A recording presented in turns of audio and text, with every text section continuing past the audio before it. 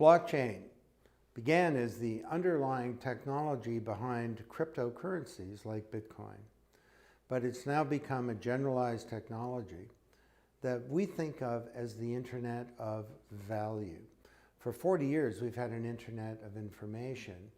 Now, with blockchain, we have an Internet of Value, where anything from money, stocks, intellectual property, designs, the data in our identities, even cultural assets like art or music or votes can be managed, stored, transacted in a secure and private way.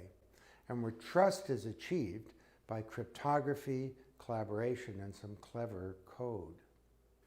Just like the internet before it, blockchain as the Internet of Value holds vast promise to transform our businesses and to disrupt entire industries, because now we have a new operating system for the 21st century corporation. Talent, assets, and capability can be outside of corporations, leading us to very profound changes in business models and in the deep structure and architecture of the firm. Entire industries are being changed by blockchain as we have a technology that enables peers to come together and collaborate in exciting new ways.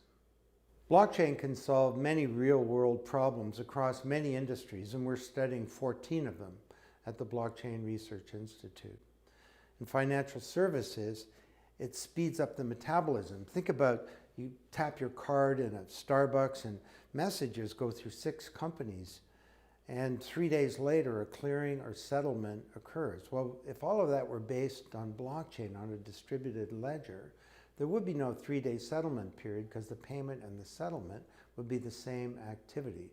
There would be no counterparty risk or no cost or no delay.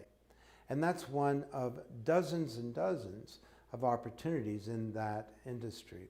Think about remittances, a trillion-dollar industry where people who've left their ancestral lands send money back home to their families, the global diaspora. This shouldn't take 4 to 7 days and cost a housekeeper 10 to 20%. It should happen instantly and cost almost nothing, and blockchain can handle that. Blockchain can solve the problem of land titles in the world, where 70% of land titles in the developing world are not enforceable. Blockchain can help us create a more open and transparent platform for government and help end corruption. And in business, of course, every industry is up for transformation. Just think about supply chains, a $50 trillion industry. All of that is moving towards a blockchain platform. So this is 1995, only this time it's bigger than the Internet of Information. This is the Internet of Value. When it comes to business, one of the biggest themes has to do with identity, and that relates to data.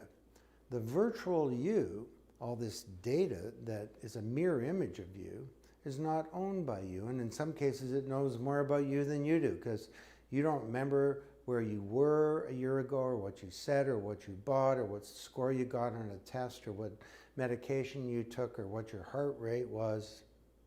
Get the picture. The trouble is, you create this data, but it's captured by the new digital landlords, large technology companies, some financial companies, governments, and so on. And it means that you can't use this data to plan your life. You can't monetize the data, and this has created a bifurcation of wealth in society, as data is the new asset class owned by a tiny handful. And it means that your privacy is undermined. And people say, well, privacy's dead, get over it, are making a big mistake. Because privacy is the foundation of freedom. We can get our identities back through blockchain, a self-sovereign identity that sweeps up all this data as you go throughout life. And the data that you create is owned by you and used for you.